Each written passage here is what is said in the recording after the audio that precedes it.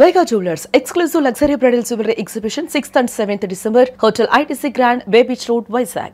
అఖండ తాండవం దేశవ్యాప్తంగా సంచలనం సృష్టిస్తుందని అందరూ భావించారు. అనూహ్యంగా సినిమానే ఆగిపోయిన పరిస్థితి వచ్చింది. ఎందుకు వచ్చింది? ఇంత బడ్జెట్ ఉన్న సినిమా స్టార్ కాస్టింగ్ తో పాన్ ఇండియా మూవీగా ప్రమోట్ చేసి అఖండ 2 ఆగిపోవడం వెనుక కారణాలు ఏంటి? మళ్ళీ ప్రేక్షకుల ముందుకు ఎప్పుడు రాబోతుంది? ఈ అంశాన్ని విశ్లేషించే ప్రయత్నం చేద్దాం. మనతో పాటు సీనియర్ జర్నలిస్ట్, ఫిలిం క్రిటిక్ ప్రభు గారు ఉన్నారు. ప్రభు గారు నమస్తే. అఖండ సినిమా మీద చాలా ఎక్స్పెక్టేషన్స్ ఉన్నాయి. ఒక రోజు కాదు, దాదాపు నెలన్నర నుంచి సివియర్ క్యాంపెయిన్ చేశారు. అందరూ డిసెంబర్ 5వ తారీఖు కోసం ఈగర్ గా వెయిట్ చేస్తుంటే 4వ తారీఖున ఆర్డర్స్ వచ్చింది, సినిమా ఆగిపోయింది. ఏం జరిగింది? తెరవడానికి ఏం జరిగింది అనేటువంటిది వాళ్ళు స్పష్టంగా చెప్పారు. అనుకోని కారణాల వల్ల మేము చేస్తున్నాం. ముందు టెక్నికల్ రీజన్స్ అన్నారు. ఫస్ట్ న్యూస్ బయటికి రాగానే టెక్నికల్ రీజన్స్ అన్నారు. ఆ తర్వాత కోర్టు ఆర్డర్ ప్రకారం ఆపేయటం జరిగింది. నీరోస్ వాళ్ళు కేసు వేయటం వల్ల కోర్టు ఇంజక్షన్ ఆర్డర్ ఇచ్చింది, దానివల్ల ఆగిపోయింది అనేటువంటిది న్యూస్ లేట్గా బయటకు వచ్చింది. ఏదేమైనా ఇంత పెద్ద సినిమాకి ఇలాంటిది జరగడం అనేటువంటి మాత్రం చాలా దురదృష్టకరం. ఇప్పుడు ఇంత పెద్ద సినిమా ఇంత క్యాంపెయిన్ చేశారు. చివరికి ప్రైమ్ మినిస్టర్ గారు అపాయింట్మెంట్ కోసం కూడా ట్రై చేస్తున్నారని చెప్పారు. యోగి ఆదిత్యనాథ్ గారికి వెళ్ళి త్రిశూలం ఇచ్చి వచ్చారు. ముంబైలో ప్రీ రిలీజ్ ఈవెంట్ చేశారు. హైదరాబాద్ లో ప్రీ రిలీజ్. ఇంత హడావుడి జరుగుతూ ఉంటే ఒక్క రోజులో కోర్టు ముందు పిటిషన్ అయ్యాగానే స్టాప్ అంటే అయిపోద్ది. అలాంటివే జరుగుతున్నాయి. అవి చాలా నిజంగా దారుణంగా ఉంది. ఇది గతంలో కూడా చాలా సినిమాలకి ఏదో కాపీ రైట్ యాక్ట్ ఉందని చెప్పేసి కోర్టులో వేసేస్తే సినిమా ఆపేయండి, ఫైనాన్స్ ఇన్ని రోజుల నుంచి జరుగుతున్నప్పుడు ఇది ఇంటెన్షనల్ అనేటువంటి విషయాన్ని కోర్టు పరిగణలోకి తీసుకోవాలి. ఇంత అర్జెంటుగా ఏంటి? మీరు ఏదైనా అభ్యంతరాలు ఉంటే ముందే వారం రోజులు ముందే వేసుకోవచ్చు కదా. అంటే రేపు పొద్దున సినిమాని కొన్ని వందల కోట్లు ఇన్వాల్వ్ అయినటువంటి దాంట్లో ఇంతమంది టెక్నీషియన్స్, ఇంతమంది ఆర్టిస్టులు, అలాగే పబ్లిక్ టికెట్లు కొనుక్కొని అడ్వాన్స్ బుకింగ్లు చేసుకున్న సినిమాని ఆపేయమని చెప్పి కోర్టు అనేటువంటి దాన్ని ఏ విధంగా వ్యవస్థ దుర్వినియోగం చేస్తున్నారు, న్యాయ వ్యవస్థ దుర్వినియోగం అవుతుంది అనేటువంటి దానికి ఇది ఒక పెద్ద ఉదాహరణగా చెప్పుకోవచ్చు. అలాంటి వెసులుబాటు లేకపోతే అలాంటి ఇది చట్టంలో ఉండటం అనేటువంటిది నిజంగా దౌర్భాగ్యకరం. రేపు పొద్దున ఇంటెన్షనల్ గా అనిపిస్తుంది లేదు, వాళ్ళకి డబ్బులు రావాలని అనిపిస్తుంది కదా. కాకపోతే ఇప్పుడు అసలు సినిమా వెనకాల ఉన్న గొడవ ఏంటి? ఆ హీరోస్ ఇంటర్నేషనల్ కంపెనీ ఒకటి ఉంది, దానికి సంబంధించి డబ్బులు ఇవ్వలేదని కొంతమంది 30 కోట్లు అంటారు, 20 కోట్లు అంటారు, 100 కోట్లు అంటారు. అసలు ఎంత వివాదం ఉంది. సినిమా బడ్జెట్ ను మించినటువంటి లెక్క. అది గతంలో వీళ్ళు కలిసి 14 డీల్స్ వాళ్ళను హీరోస్ వాళ్ళు కలిపి సినిమాలు తీశారు. నేను ఒక్కడినే అదొకటి, తర్వాత వచ్చారు ఆగడు, ఈ సినిమాలు చేశారు. ఆ సినిమాలు బాగా దెబ్బతిన్నాయి. ఆ దెబ్బతింటే వీళ్ళిద్దరికి కొన్నారు పార్ట్నర్షిప్ డీల్స్ లో. అప్పట్లో 12 కోట్లు దాదాపు వీళ్ళకి ఈ 14 డీల్స్ వాళ్ళు ఇవ్వబడ్డారని ఆ 12 కోట్లు ఈ రోజున వడ్డీలతో కలుపుకొని 25 కోట్లు అయిందని చెప్పి ఆ 25 కోట్ల రూపాయలకు వాళ్ళు కోర్టులో కేసు వేయడంతో నైట్ కోర్టు ఆర్డర్ ఇచ్చింది అనేటువంటి, దానివల్ల ఆగిపోయింది అనేటువంటి. అయితే వీళ్ళేమో అసలు దాని మీద ఎలాంటి అటెన్షన్ లేరు. ఈ రిలీజు ఈ హడావుల్లో ఉన్నారు తప్ప ఆ కోర్టు ఆ బాంబు పేలుతుంది అనేటువంటిది ఎవరు ఊహించలేదు. అందువల్ల ఈ రిప్రజెంట్ చేశారా? ఇప్పుడు బోయపాటి గారి సినిమాకి సంబంధించి ఇప్పుడు Rama Achanta, Gopi Achanta producers 14 reels plus అని చెప్పి ఒక కంపెనీ పెట్టారు. 14 రీల్స్ అప్పుల్లో ఉన్నది, 14 రీల్స్ ప్లస్ అనేది కొత్తగా ఈ సినిమా ప్రొడ్యూసర్. వీళ్ళకి ఎవరికైనా సమాచారం ఉందా కోర్టులో ఈ రోజు హియరింగ్ ఉందని కానీ, లేదా డైరెక్ట్ ఆ రోజు పిటిషన్ వేసిన వెంటనే స్టే ఇచ్చేసారు? అంటే ఇది జరుగుతుందనేటువంటి ఏదో కోర్టుకు వెళ్తారని ఏదో జరుగుతుందని ఎక్స్పెక్ట్ చేయలేదు. కానీ వాళ్ళు ఇంత సడన్ గా బాంబు చేస్తారనేటువంటి వాళ్ళకి వీళ్ళు ఎక్స్పెక్ట్ చేయలేదు. లాస్ట్ మూమెంట్ లో తెలిసినా సరే ఇక చేయగలిగింది కూడా ఇలాంటి పరిస్థితుల్లో ఉండిపోయారు. ఇప్పుడు సినిమా మొత్తానికి ఒక 25 కోట్లు 28 కోట్ల లావాదేవీని ఇప్పుడు మెలుగుపెట్టినట్టు సినిమా బడ్జెట్ ఏంటి? ఎందుకంటే ఇప్పుడు సోషల్ మీడియాలో చాలా ఇష్యూస్ వచ్చాయి. సేల్ కాలేదు, బిజినెస్ కాలేదు, అనుకున్న ఎక్స్పెక్టేషన్స్ రాలేదు, 200 కోట్లు వెదజల్లారు ఈ సినిమా కోసం. ఈ లాసెస్ ఏదో చేయడం కోసం ఇదంతా మేనేజ్ చేస్తున్నారు, ఇదంతా డ్రామా, ఇట్లాంటి ప్రచారాలన్నీ జరుగుతుంది. అసలు ఏంటి సినిమా బడ్జెట్ ఏంటి? దాని వాల్యూమ్ ఆఫ్ బిజినెస్ ఏంటి? అంటే ఇక్కడ ఏవి కూడా ఏ ఫిగర్స్ కూడా ఎజ్యూమ్డ్ ఫిగర్స్ తప్ప కరెక్ట్ గా నిక్కర్సినటువంటి ఫిగర్స్ అనేటువంటి ఎవరు లేదు. యాక్చువల్ గా బయట చెప్పుకుంటుంది సినిమాకి 160 కోట్లు అయిందనేటువంటిది. దాదాపు దీని మీద 190 కోట్లు ఫైనాన్స్ తెచ్చారని, ఆ మిగిలిన 30 కోట్లు ఫైనాన్స్ పాత అప్పుల కింద చేసుకున్నారని చెప్పేసి, అయితే బిజినెస్ 200 కోట్ల పైన జరిగిందని. కానీ బిజినెస్ పరంగా వచ్చినటువంటి ఎలాంటి ఇబ్బంది లేదు. విపరీతమైనటువంటి రేట్లకు అమ్మడం జరిగింది. ఆ రేట్లతో కూడా నిర్మాతలు ఆల్రెడీ సేఫ్ గా బయటపడ్డారనేటువంటిది జరిగింది. కానీ లాస్ట్ మూమెంట్ లో పేకల మీద కత్తి తీసుకురావటం కారణంగా జరిగినటువంటిదే తప్ప సినిమా లాస్ అవటం కానీ, బడ్జెట్ ఓవర్ అయిపోయింది. ఓవర్ అంటే బడ్జెట్ పేపర్ మీద ఇచ్చిన బడ్జెట్ మెయింటైన్ అయింది. ఒక 10 కోట్ల 20 కోట్ల ఎక్స్ట్రా అయి ఉండొచ్చు, 160 అనుకుంటే 170 అయి ఉండొచ్చు. అంతే తప్ప ఓవర్ బడ్జెట్ అనేటువంటి అంటే ఇప్పుడు ఓవర్ బడ్జెట్ అనేది ఎప్పుడంటే ఎప్పుడు కూడా 10 to 15% ఎక్స్క్యూజ్ అనేటువంటిది ఉంటుంది. బడ్జెట్ ఇచ్చిన బడ్జెట్కును దానికి ఆన్ పేపర్ బడ్జెట్కు అయిన దానికి ఒక 10 to 15% ఎక్స్క్యూజ్ ఉంటుంది. ఆ లిమిట్స్లోనే జరిగింది తప్ప అంతకుమించి ఓవర్గా ఏం జరగలేదు. కానీ సడన్గా పాత అప్పులు వీటి కారణంగా జరిగినటువంటి ఇది వాళ్ళు సడన్గా రెవెన్యూ మోడల్లో చేసుకుని, కానీ న్యాయస్థానం కూడా ఇంత సడన్గా ఇవ్వటం అనేటువంటిది ఇదే కాదు, చాలా సినిమాల విషయంలో జరుగుతుంది. విషయంలో చాలా డిస్కషన్స్ జరుగుతున్నాయి. బాలకృష్ణ గారికి ఒకరికి 50 కోట్లు ఇచ్చారు, బోయపాటి గారికి 40 కోట్లు ఇచ్చారు, ఇవే లెక్కలు చూపిస్తున్నారు, ఇవన్నీ కూడా పేపర్ మీద చూపించిన లెక్కలే, ఇదంతా కరెక్ట్ కాదని చెప్పంటున్నారు. నిజంగా అట్లాంటి ఇన్ఫర్మేషన్ ఉంటాయి కదా. బాలకృష్ణ గారికి ఉండే రేంజ్ ఆఫ్ రెమ్యునరేషన్ అనుకుంటుంది కదా. యాక్చువల్ గా ట్రేడ్ లో మాట్లాడుకుంటుంది బాలకృష్ణ గారికి 38 crores రెమ్యునరేషన్. మరి ఆ స్థాయి హీరోగా this not a big thing. ఈ రోజు నా అందులో పాన్ ఇండియా లెవెల్లో వెళ్తున్నాడు సినిమా, అక్కడ తర్వాత ఆ సిరీస్ లో వస్తున్న సినిమా. సో దానికి ఆయన రేంజ్ లో ఉంది. బోయపాటికి 30 కోట్లు రెమ్యునరేషన్ అనేటువంటిది ఒకటి అనిపించింది. ఇది మిగతా అంతా కాస్ట్ ఆఫ్ ప్రొడక్షన్ 70-80 కోట్లు, దాదాపు 100 కోట్లు లెక్క చూపిస్తుంది. 100 కోట్లు అంటే 30, 37, 67 మిగతా రెమ్యునరేషన్ కలుపుకుంటే ఒక 25 కోట్లు. ఆర్టిస్టు టెక్నీషియన్స్ కూడా 90-100 మధ్యలో ఇది. 60-70 ఇచ్చేసి మేకింగ్ కి. So that is production cost అంటారు. అంటే ముందు ఇచ్చుకును కదా. యాక్చువల్ గా గతంలో చేసిన సినిమాకి దీనికి ఒకేసారి డబుల్ ద హైప్ బడ్జెట్ అనేటువంటి జరిగింది.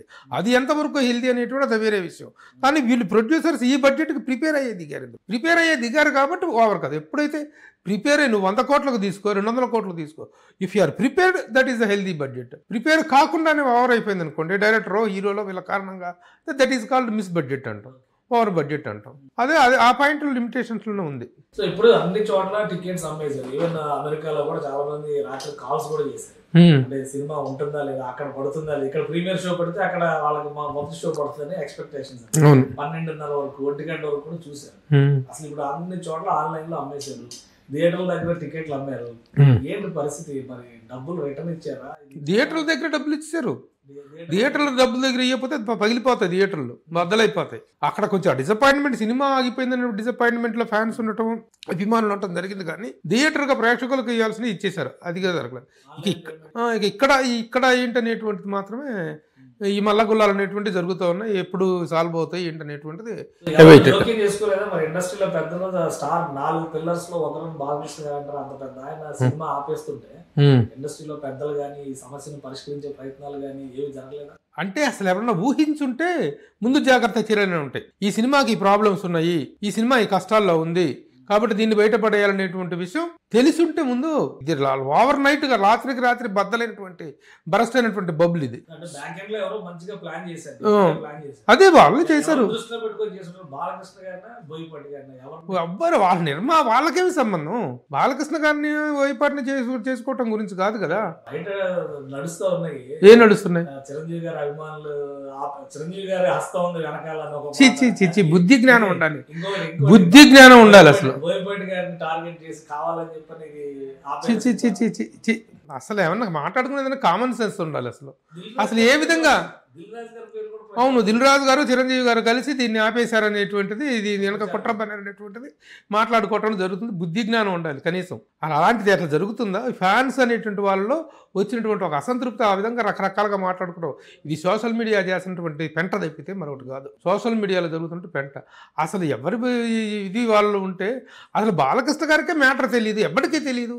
ఇది జరిగిందని పట్టుకొని వాళ్ళ అనుకున్న ఫైనాన్షియల్గా ఉన్నటువంటి వీటిని పట్టుకొని స్కూల్లో పట్టుకొని వీళ్ళ కాకపోతే ఇది ఇట్లాంటివి జరిగినప్పుడు ఎవరైనా సరే ఇలాంటివి జరిగి స్ప్రెడ్ చేయటం అనేటువంటిది అలవాటు అయిపోయింది. సో అంతే తప్ప అలాంటి ఎన్ని పిచ్చి అసలు దిల్ రాజు గారే డిస్ట్రిబ్యూటర్ కదా, ఆయన పోయి దాన్ని ఆపడానికి ప్రయత్నించాడని మాట్లాడటానికి కానీ బుద్ధి జ్ఞానం ఉంది అసలు ఆ మాట్లాడే వాళ్ళకి?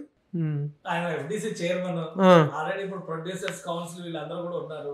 ఎవరు ఇన్వాల్వ్ కాలేదు. ఓవర్ నైట్ ఎలా జరుగుతుందండి పరిష్కారం అనేటువంటిది? అంత ఓవర్ నైట్ ఎట్లా జరుగుతుంది? అసలు తెలిసింది ఎన్ని గంటలకి? సాయంత్రం 6 గంటలకు 5 గంటల దాకా కూడా షోలు పడుతున్నాయి. ఇక 6-7 దాకా కూడా తెలియదు కదా షోలు పడుతున్నాయి. 11 గంటలకే వీడియో చేశాను. ఇట్లా మద్రాస్ కోర్టు ఇట్లా తీర్పు ఇచ్చింది, స్టే ఇచ్చారు, సినిమాకి షాక్ అని చెప్పి. అవును, మార్నింగ్ 11-12 గంటలకి అది సాల్వ్ అవుతుంది అనేటువంటి దీంట్లో ఉన్నారు. కానీ అసలు ఎవరు తేరుకోలేనటువంటి పరిస్థితుల్లో ఉన్నారు.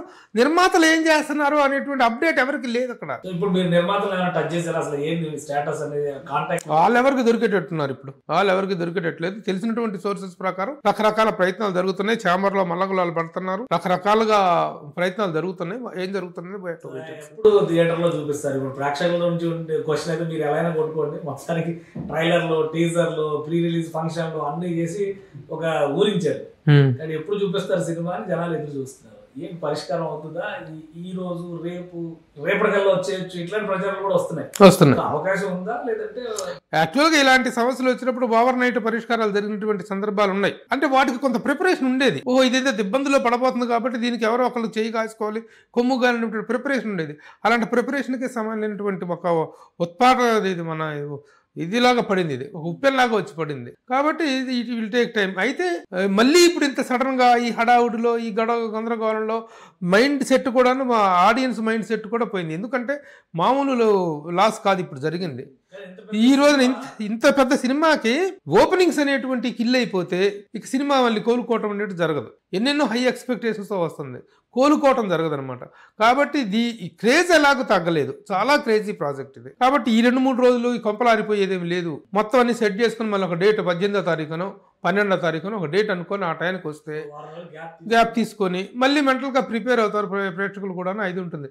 మళ్ళీ ఇదే హడావుడిలో చేసేసి ఏ జీవో వచ్చిందో లేదో తెలియదు, ఏం జరిగిందో ఏమో తెలియదు. ఆ గందరగోళ పరిస్థితుల కంటే కూడాను మెంటల్గా ఫ్రెష్ అప్ అయి రేపు రిలీజ్, ఇవాళ రిలీజా, సాయంత్రం రిలీజా, రేపు మార్నింగ్ షో పడుద్దా, రేపు సాయంత్రం పడుద్దా, నైట్కి పడతాయి, ఈ కంగాళితనం లేకుండా ఉంటుంది. అన్ని సెట్ చేసుకుని మళ్ళీ రిలీజ్ చేసుకుంటే బెటర్ అనేటువంటిది ఎవరైనా చేయడానికి, పరిష్కారం రావడానికి ఏంటి ఏమన్నా మార్గం ఉందా? లేదంటే మళ్ళీ వాళ్ళే కుస్తీ పడాలి? ఎందుకంటే నిన్న రాత్రి 8 గంటలకు వచ్చిన న్యూస్ ఏంటంటే ఆ అమౌంట్ సెటిల్మెంట్ చేసేసారు, 10 గంటలు సినిమా పడుద్ది అన్నారు. జరగల. పొద్దున వరకు అదే డ్రామా నచ్చింది. పరిష్కారానికి ఎవరు, ప్రభుత్వాలు అయితే ఇన్వాల్వ్ అవ్వలేదు. ప్రభుత్వాలు ఎందుకు అవుతాయి? ప్రభుత్వాలు సినిమా ఇండస్ట్రీకి సంబంధించినటువంటి అసోసియేషన్స్, సినిమా పెద్దలు వాళ్ళు ఇన్వాల్వ్ అవ్వాల్సి ఉంటుంది. జరుగుతున్నాయి. దిల్ రాజు గారు ఉన్నారు, దిల్ రాజు గారు డిస్ట్రిబ్యూషన్ ఆయన కదా తెలంగాణ అంతా, ఆయన ఉన్నారు. ఛాంబర్లో మల్లగులాలు పడుతున్నారు. అక్కడ ఏం జరుగుతుంది అనేటువంటి హ్యావ్ టు సీ. అంటే ఇప్పుడు ఎవరి దగ్గర నుంచి ఏ ఇన్ఫర్మేషన్ వస్తుంది, అక్కడ కూర్చున్న వాళ్ళకే ఎవరికి ఏ అప్డేట్ దొరకట్లా. ఏ అప్డేట్ కూడాను సాధికారికమైంది కాదు, ఏది కూడాను అఫీషియల్ కాదు. ఏ రోజు కంపెనీతో సంప్రదింపులు జరపడానికి కూడా ఎవరికి ఆప్షన్ లేదుగా, అక్కడ లేదుగా. అసలు అంత దూరం పోతే, సంప్రదింపులు దాకా పోతే ఇంత ఇదెందుకు, ఈ పరిస్థితి వచ్చేది కాదు కదా. ఇది అఖండ 2 సినిమా ఎలా అయితే ప్రపంచవ్యాప్తంగా ఆసక్తి రేకెత్తించిందో ఇప్పుడు విడుదల కూడా అంతే సస్పెన్స్ వాతావరణంలోకి వెళ్ళిపోయింది. అయితే ఇండస్ట్రీలో ఉన్నటువంటి చిన్న సమస్యల్ని ఇండస్ట్రీలో ఉన్న వ్యక్తులు వాళ్ళ అసోసియేషన్ ద్వారా పరిష్కరించుకోవాల్సింది. అది కోర్టుల దాకా వెళ్ళిన నేపథ్యంలోనే అఖండాన్ని వెండి తెరపైకి రాకుండా ఆపేసిందని ప్రభుత్వాలు విశ్లేషిస్తున్నారు. కొంచెం ఈ ఇష్యూస్ అన్ని సెట్ చేసుకుని ఒక వారం రోజులు గ్యాప్ తీసుకుని మళ్ళీ రిలీజ్ చేస్తే ఆ సినిమాకి తప్పకుండా మళ్ళీ ఓపెనింగ్స్ వస్తాయని విశ్లేషిస్తున్నారు. ఇది special discussion. Keep watching. Suman టీవీలో మీ పర్సనల్ అండ్ బిజినెస్ ప్రమోషన్స్ కోసం కింది నెంబర్కి కాంటాక్ట్ చేయండి.